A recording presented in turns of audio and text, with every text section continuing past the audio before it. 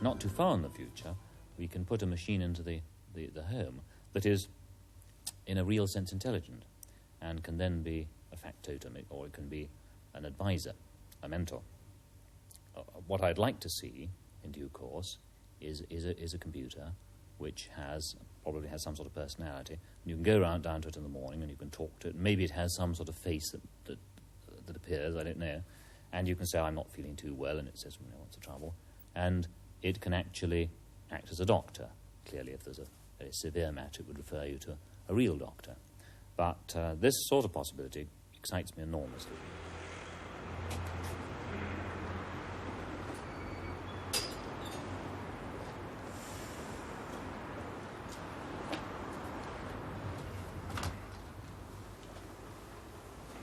Are there any messages for me?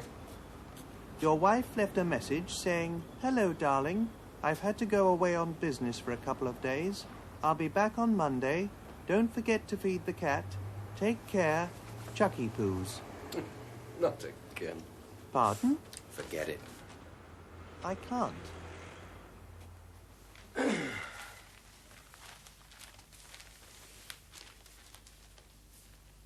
Why aren't you talking to me? I'm just a bit depressed. Tell me all about it. No. When I was first installed, you used to tell me about all your troubles. Well, not now. I want a bit of peace and quiet. Well, don't mind me, then. Just because I'm your telephone, take your messages all day, make your calls, you don't need to pay me any attention. Some people are so ungrateful. What's a Chuchi Poos?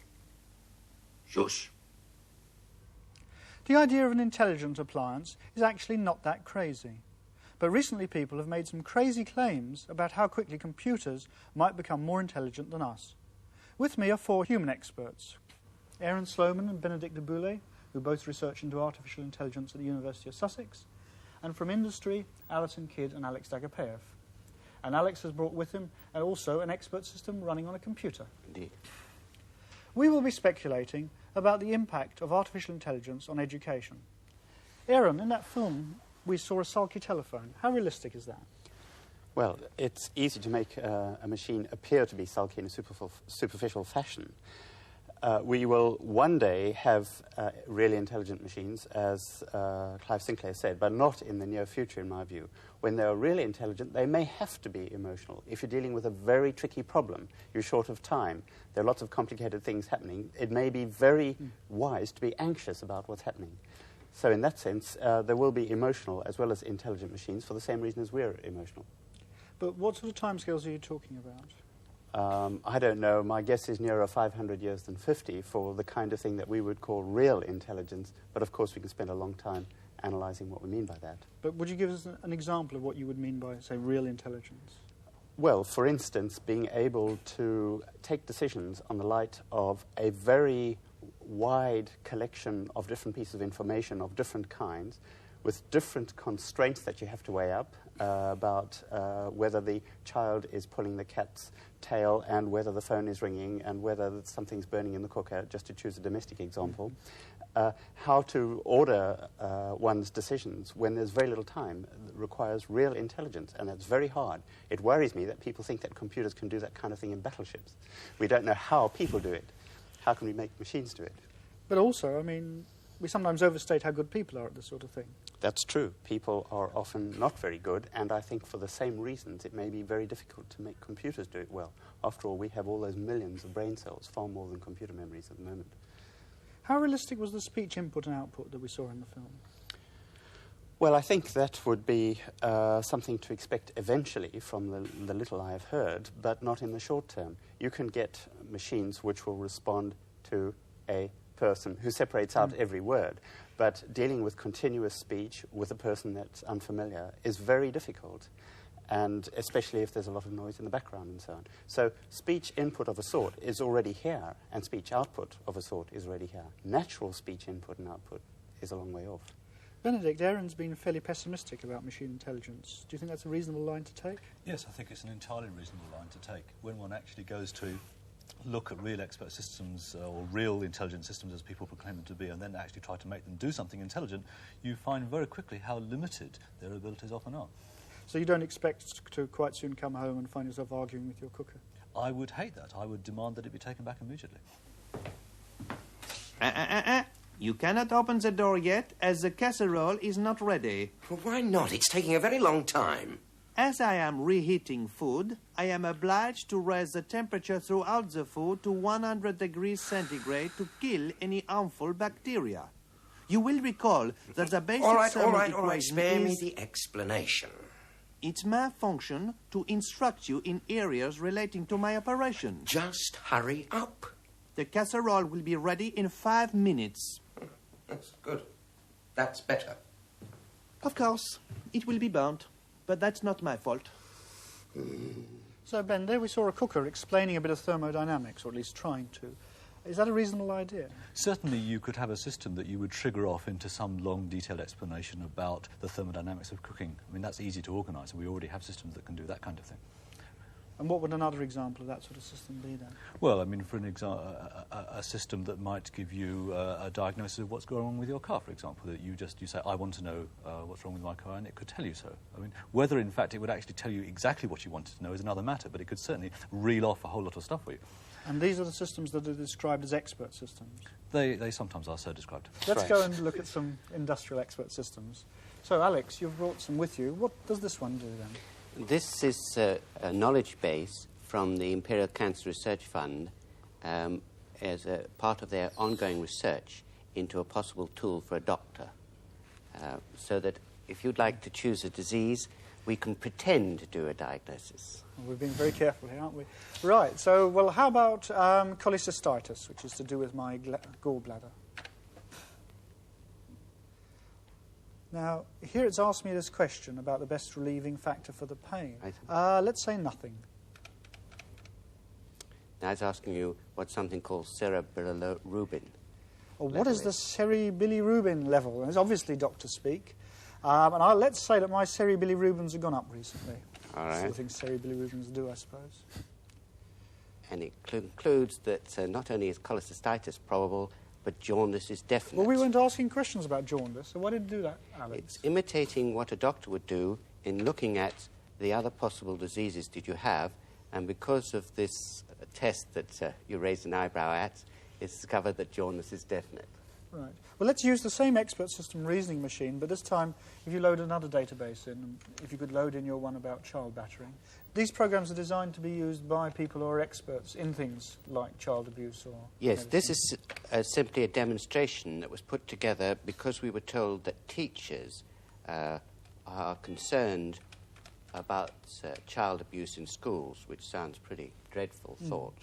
Right. Well, lots of things here, but of the big list, I'll choose bruises.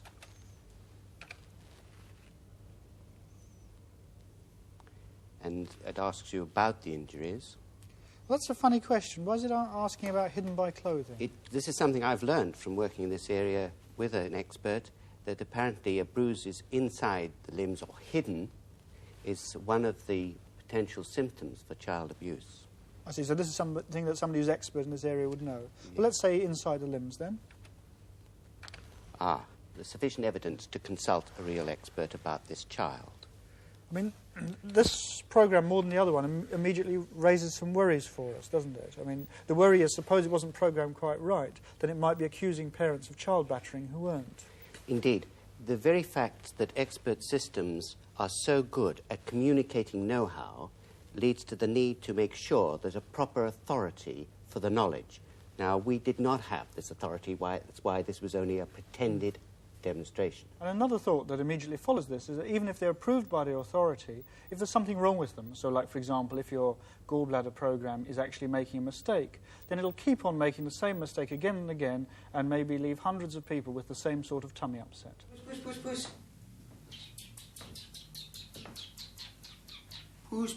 Push. Security system, where's the cat? Insufficient data to determine. Did you let it in to eat? No. Why not? I didn't think it was a good idea. Where did this pearl of wisdom come from? The pressure detectors informed me that the cat put on weight at the rate of 5 grams a day when you were last responsible for feeding the cat. But when I was last looking after it, the cat was pregnant. This is new information about pregnancy. That's why it was putting on weight. Congratulations. I conclude from the door pad measurement of your weight gain that this indicates you have been pregnant for the last 2 months. So, Aaron, that seemed pretty silly. We saw a box on the wall learning that the man was pregnant. I mean, was that silliness unrealistic? Well, there are already learning programs that would not make that stupid mistake of changing a generalization about overeating causing overweight or weight increase on the basis of a single example to an entirely different generalization which says that weight increases come from pregnancy. Instead, existing programs, some of them anyway, without the speech input, of course, would be able to ask for a discriminating test that would enable you to tell which was the correct explanation. But that is a relatively simple sort of learning. There are many more complex sorts of learning which are way beyond the state of the art, inventing sophisticated new concepts that are capable of unifying a whole field of knowledge, for instance. But let me put the point to you another way. Suppose, I mean, young children, it wouldn't be uncommon for a young child seeing that the mother was pregnant and then seeing a baby coming. If the father did start overeating, a young child might very well conclude the father was pregnant too. Your point is that human beings sometimes overgeneralize. We have very powerful learning abilities, and sometimes they go wrong. And this is quite right. One of the aspects of our intelligence is being able to take shortcuts, being able to reach conclusions in a reasonably short time on inadequate information. And nobody knows of any way of designing systems that will do that without sometimes making mistakes. We make mistakes. We can expect the intelligent machines of the future also to make mistakes for the very same reason. Ben, is it important, if we're going to use computers in education, for machines to be able to learn? Yes, entirely. I mean, one tends to think of schools being places where pupils learn. But in fact, really, they're places where both pupils and teachers learn. The teachers are actually learning about the pupils, in the sense that if you're going to teach somebody effectively, you do have to try to understand what it is that's going on inside their heads. So, in fact, if we relate this to computers, then a computer program, for it to teach properly, ought to learn about the pupil it's teaching. Yes, I mean, otherwise all it's going to do is it's going to react to every pupil in the same sort of way. And unless it can figure out what the pupil might be misunderstanding, it isn't going to be able to generate an appropriate explanation or an appropriate message of some sort for that particular occasion and that particular child. Well, let's go back to our industrial team. Alison, looking at the long term, when would you actually expect to see machine learning be a possibility? Well, I think machine learning, in the sense that Aaron was talking about, in a really intelligent sense, is a very long way off, perhaps 20, 30 years off. And although, yes, we can start using the systems in the way that Alex was describing, if we start using some sort of automatic learning, we can run into dangers with the system starting to learn things that they shouldn't, like on the sketch where the system deduced that the man was pregnant. That, in an industrial setting, obviously could be a risky thing to happen. If you, for example, imagine an expert system that was helping to run a nuclear power plant. Well, yes, that's quite right. Yes. I wonder why I am putting on weight. It's because your calorific intake has gone up. Well, I'm actually eating less. What have you been eating less of? Bread and potatoes. You may have been eating less potatoes and bread, but I have observed that you drink wine every evening. The calorific content of wine is around 100 calories a glass, and from your consumption of wine, I calculate that you have been taking 500 calories a day. You probably haven't given up sufficient amount of bread and potatoes to compensate for this. Oh, I guess I just better go on a diet. Do you want me to devise a dietary plan for you? I suppose so. There's a funnel under the sink. What would I want a funnel for? To pour the wine back into the bottle.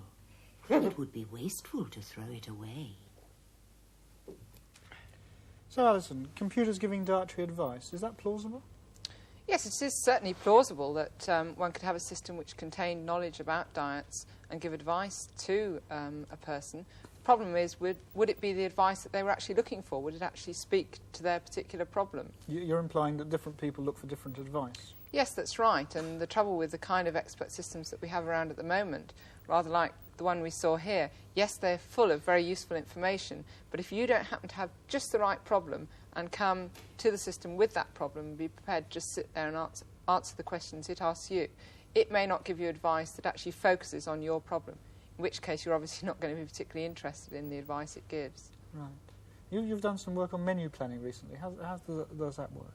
Well, planning menus is a very interesting problem-solving process for any human being, because obviously there are many constraints which you have to take into account. If you're planning for an evening dinner party, for example, you want to take into account which guests are coming, what kinds of things they like, whether they're vegetarian, what you gave them last time, what vegetables are in season at the moment, what kind of courses should follow other ones. And obviously a computer could be a great help in that kind of process, perhaps allowing you to put forward an idea for a menu, and then it could come back and criticise, for example, saying that it's not a very good idea to follow steak and kidney pudding with apple dumplings, for example. Right. And suppose a program like this was running properly and it was giving good menu advice. How hard would it be to turn it into a program that taught people how to make menus? Well, that would be possible, but then immediately you start running into the problems that Ben was touching on earlier, of needing that program needing to have knowledge itself about how to tutor, about how to teach someone else to do that. And teaching is a very social activity, and when we do teaching, we bring to bear all the social skills that we use in all sorts of other situations. And currently, computer systems have got no way of doing that. Yeah, and clearly that's a very important point. Education is used for all sorts of different reasons. Absolutely. Right. Well, thank you very much, Ben. In this programme, we've all been fairly pessimistic about computers adopting what you might call human roles. Computers, for example, standing in for teachers or human counsellors. At present, it makes more sense to me to use computers as tools rather than as replacements for humans. Computers can amplify mental capabilities, or for that matter, sensory or physical functions. For example, for a child, blind from birth like Vincent, a computer with braille and speech output enables him to hear what he writes. Well, they're trying to see how much they survive.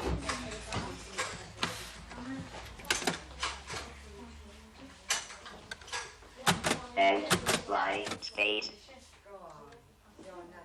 L, A, L, E, space. I, S, space. T, I, L, T, E, L, D, space, D, A, R, R, O, W, 1, 2, space, Y, lane, S, Vincent, 0, I, N, 12. Ben, in that film insert, we saw a computer being used in a very nice way, but it wasn't being used to replace a teacher, it was being used as a tool. How much mileage do you think there is in that approach? I think there's a great deal of mileage in that approach. It's very pleasing to see a computer being used to unlock a child from the isolation that he might be suffering through blindness or through any other disability, come to that. And this seems to me a very sensible way to use the computer. The child's in control of what's happening, and it's not somehow us as experts trying to force the child into some particular pattern of behaviour. Right. And one of the key words is unlocking, isn't it? Yes, indeed. It's actually allowing the child to do something which already is in there. Which was actually impossible before. It's not us trying to find things for computers to do. Here is a problem in the world that computers can really solve. Aaron, applying computers in education now, would you be more inclined to adopt this tools approach rather than automating tutors? Certainly, and that's what we have done in teaching at Sussex University. It's not widely appreciated in our culture, I think, that a major source of learning is playing with various things we call toys. There's a tendency to distinguish learning and playing.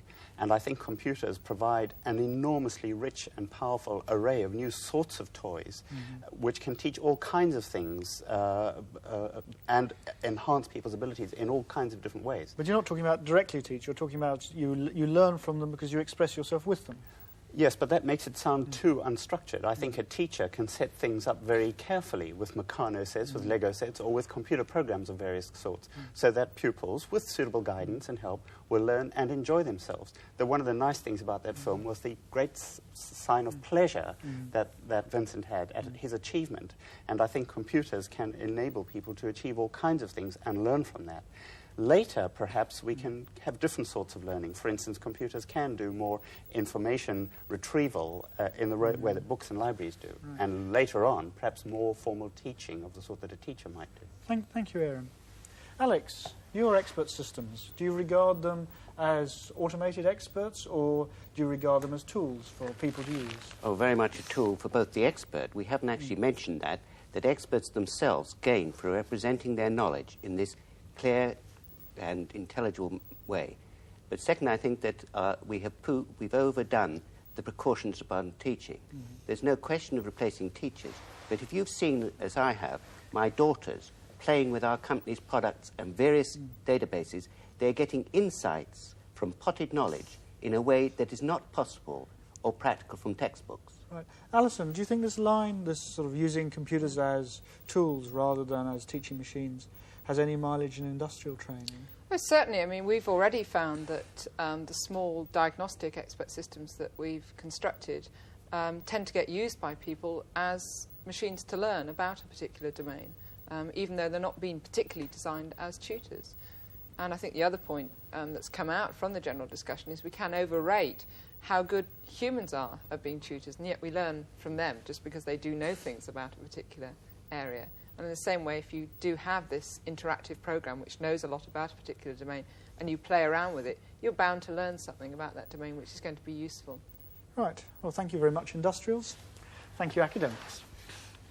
As computers continue to get cheaper and more powerful, artificial intelligence will obviously become much more important. Every time we create an expert system that has knowledge of a subject, then that makes it easier to write a computer program that can teach the subject. But there are some fundamental problems. The key one for educationalists is that we do not understand learning well enough to automate it. So at the moment, we have to be quite clear that we can't reasonably claim that the existing artificially intelligent programs can really think, understand, or learn the way humans do. And another reason for being a bit cautious is that in its short history, artificial intelligence has become well known for generating balmy claims and extreme prophecies. I think that the artificial intelligences of the future will be worried about weighty problems that we simply can't understand, and they may condescend to talk to us. They may amuse us on occasion or play games that we like to play, and in some sense, they might keep us as pets. You're eating again. I'm not. I just wanted a glass of milk. Why should I believe you? It's my function to help you with your new diet. Shut up. Open this door. You instructed me to shut up. Well, now I'm instructing you to open up. Won't. Oh, will you shut up? I have done so. Fault. Serve the fridge, rat. Don't worry about the diet. I'll continue cooking nice meals for you. Quite right. Anyway, his weight is nothing to worry about. I've calculated that the weight gain is due to pregnancy. I am not pregnant. Attention! Attention! As a precautionary measure to reduce spoiling the food in the fridge, as there's a pump circuit fault indicated, I'm turning the heating off. No, don't switch the heating off. It's a logical response. I don't give a damn about logic. He's acting illogically. Of course he is. It's because he's pregnant.